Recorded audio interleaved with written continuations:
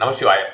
2024ஆம் ஆண்டு ஜனவரி மாதம் சொல்ல வேண்டிய ஒரு பண மந்திரத்தை தான் இப்பொழுது பார்க்க போகிறோம். அந்த பண மந்திரம், அதுக்கப்புறம் அந்த ஆண்டு முழுவதுமே நீங்கள் செய்ய வேண்டிய விஷயங்கள், செய்ய வேண்டாத விஷயங்கள், செய்யக்கூடாத விஷயங்கள்னு சொல்லலாம். செய்யக்கூடாத விஷயங்கள், ஒரு நியூமராலஜி படியும் சரி, ஒரு அஸ்ட்ராலஜி படியும் வந்து இந்த ஒரு ஆண்டு எந்த விஷயத்தை குறிக்கிறது, எந்தெந்த மாதிரியாக ஜாக்கிரதையாக இருக்க வேண்டும் அப்படின்ற மாதிரியான விஷயங்கள். பின்னர் வந்து பார்த்தோம்னா, ஜனவரி மாதத்துடைய ஒரு கடன் தீர்க்கக்கூடிய நாட்கள், கரண நாட்கள். கரண நாட்கள் அப்படின்ற ஒரு விஷயம் வந்து பார்த்தீங்கன்னா, எந்த ஒரு புதிய பிகினிங்ஸுமே வந்து இந்த ஒரு முகூர்த்த நேரத்தில் செய்யக்கூடாது. அதே போல் வந்து பார்த்தோம்னா, நமக்கு வந்து ஃபினான்ஸ் ரிலேட்டட், கரியர் ரிலேட்டட் விஷயங்கள் எல்லாம் இந்த ஒரு டைமில் ஆரம்பித்தோம்னா, அது வந்து திரும்ப திரும்ப நமக்கு வந்து தோல்வியை கொடுக்கக்கூடிய ஒரு விஷயமாக இருக்கும். ஸோ அந்த கரண நாட்களும் சரி, இந்தியா இலங்கைக்கும் சரி, இந்தியா இலங்கைக்கு பின்னர் வந்து பார்த்தோம்னா கடன் தீர்க்கும் நாட்களும் வந்து இந்தியா இலங்கைக்கு மட்டும்தான். அதனால அதை கடைசியாக பார்த்துடலாம்.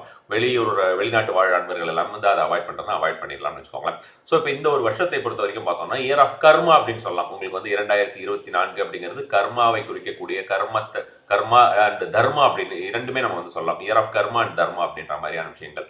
ஸோ அப்போ வந்து நம்ம இதுவரைக்கும் செய்திருக்கக்கூடிய காரியங்கள், கடந்த சில ஆண்டுகளில் நாம் செய்திருக்கக்கூடிய ஒரு விஷயங்கள், எந்த ஒரு விஷயங்கள் நல்ல விஷயங்களாக இருந்தாலும் சரி, அல்லது வந்து வேண்டாத விஷயங்கள் நாம் ஏதாவது செய்திருந்தோம் என்றாலும் அந்த அத்தனை விஷயங்களுக்கும் உண்டான பலனை இந்த ஒரு ஆண்டு நாம் அனுபவிக்க வேண்டி வரும் அப்படின்ற மாதிரியான ஒரு விஷயமாக எடுத்துக்கொள்ளலாம். அதனால வந்து நம்ம எவ்வளவுக்கு எவ்வளவு நல்ல விஷயங்கள் செய்திருக்கிறோமோ அதற்கு உண்டான பலன்கள் கண்டிப்பான முறையிலே நமக்கு வந்து வரும்னு வச்சுக்கோங்களேன்.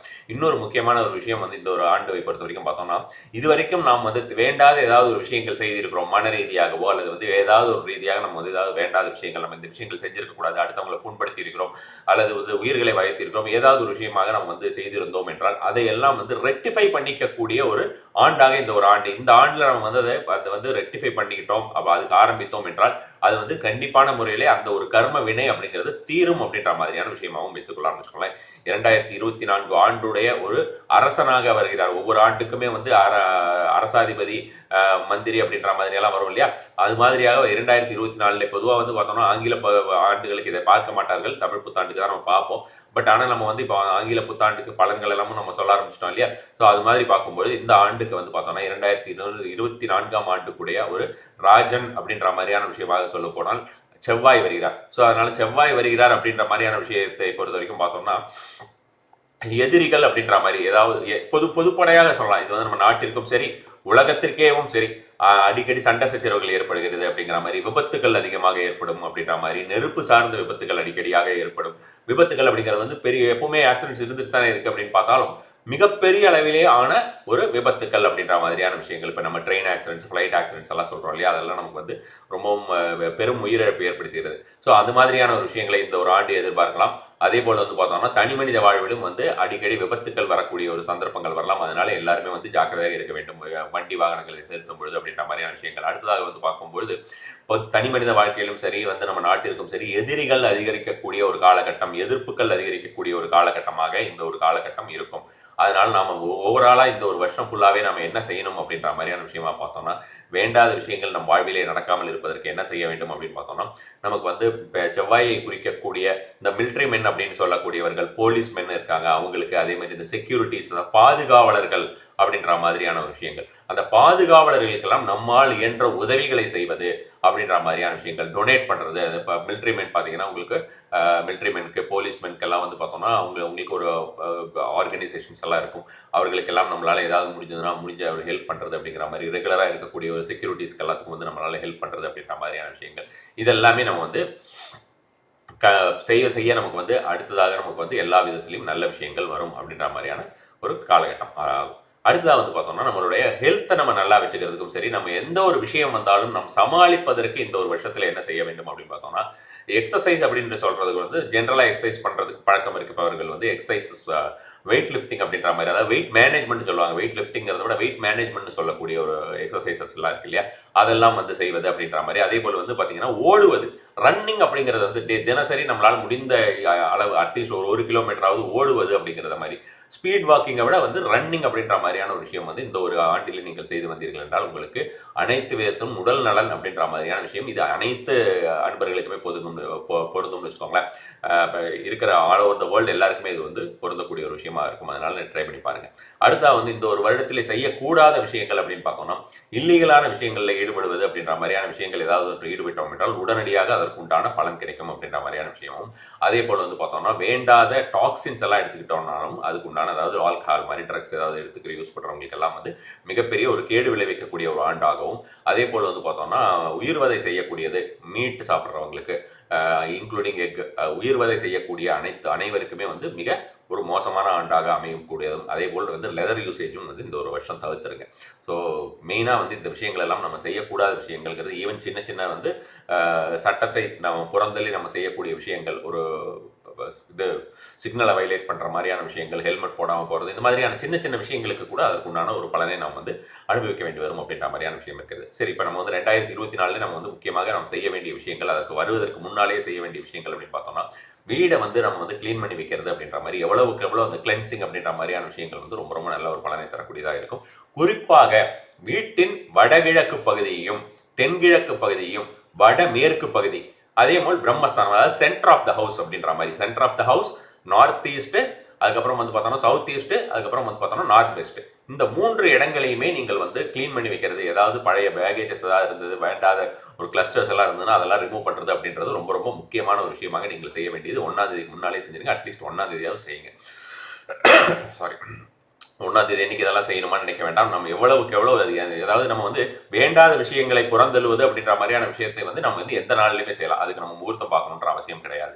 அதே போல வந்து பார்த்தோம்னா இந்த 2024 முழுவதுமே எப்பொழுதெல்லாம் உங்களால் முடியுமோ அப்பொழுதெல்லாம் விநாயகர் கோயிலுக்கு, அரசமர விநாயகர் கோயிலுக்கு சென்று வழிபடுவது, அல்லது விநாயகர் கோயிலுக்கு சென்று வழிபடுவது அப்படின்ற மாதிரியான விஷயம்.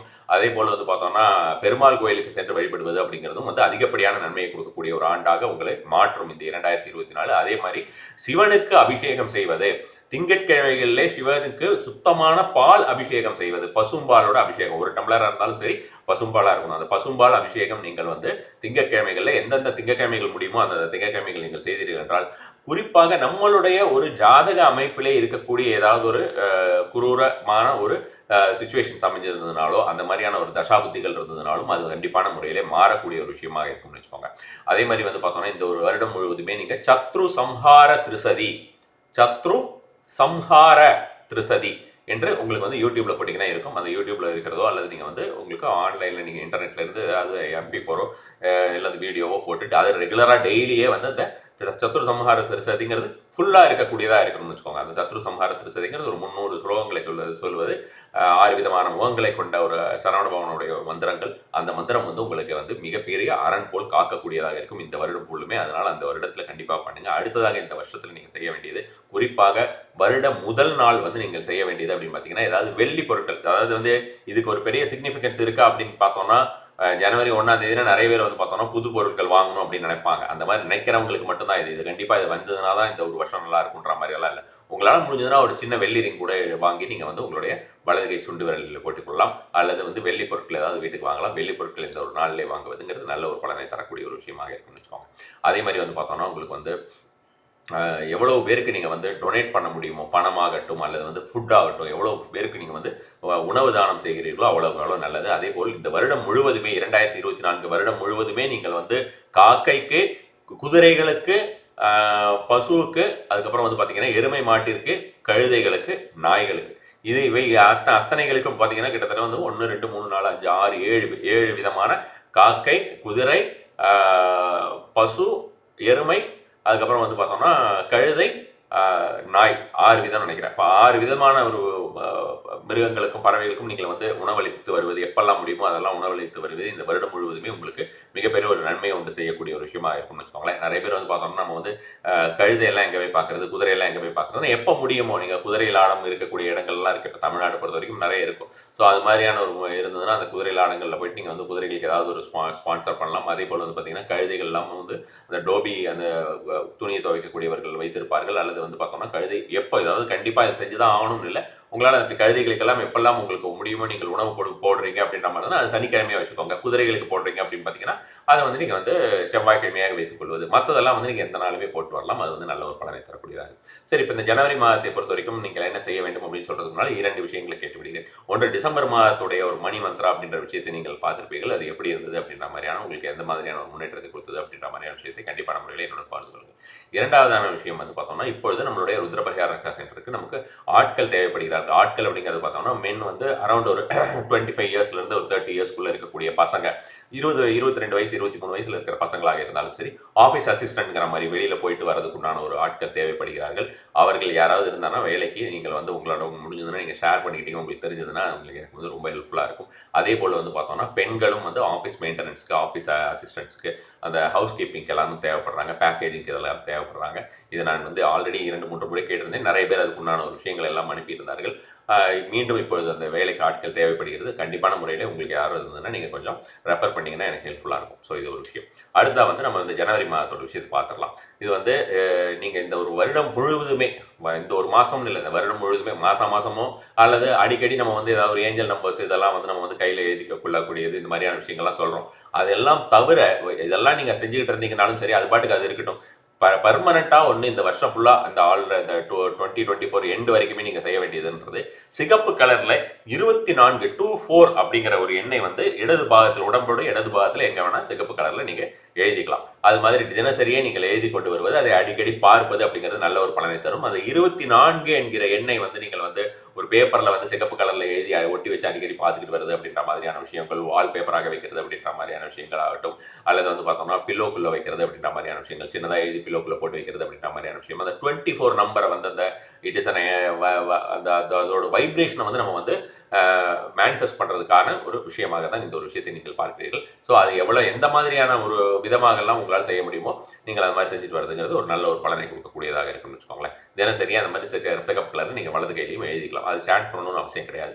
இந்த ஒரு வருடத்தை பொறுத்த வரைக்கும், இந்த ஜான்வரி மாதத்தை பொறுத்த வரைக்கும் நீங்கள் சொல்ல வேண்டிய ஒரு மந்திரமானது, மணி மந்த்ரா அப்படின்றது வந்து பார்த்தோம்னா, January brings abundant chings. January brings abundant chings, CHINGS, chings. இது வந்து உங்களுக்கு திரையில் வரும். ஸோ அதை வந்து பார்த்துக்கோங்க. அதே மாதிரி இந்த ஒரு வருடத்தை பொறுத்த வரைக்கும் வருடம் முழுவதுமே நீங்கள் வந்து இதை எப்போ செய்யலாம் அப்படின்னு பார்த்தீங்கன்னா, 31 அன்றைக்கி நைட்டு 12 மணிக்கு செய்தாலும் நல்ல ஒரு பலன் கிடைக்கும். அல்லது 1ஆம் தேதி அன்றால் செய்தாலும் சரி, இல்லை இதை நீங்கள் பார்க்குறதே வந்து நீங்கள் ஜனவரி 10ஆம் தேதி 15ஆம் தேதி தான் பார்க்குறீங்கன்னா அந்த நாளில் செய்தாலுமே பலன் கிடைக்கும்னு வச்சுக்கோங்க. ஏன்னா வருஷம் ஃபுல்லாக இருக்க போகிறது, அடிக்கடி நீங்கள் செய்ய வேண்டியிருக்கும். குங்குமமோ அல்லது சிகப்பு இங்கோ ஏதாவது ஒன்று எடுத்து கரைச்சிக்கோங்க.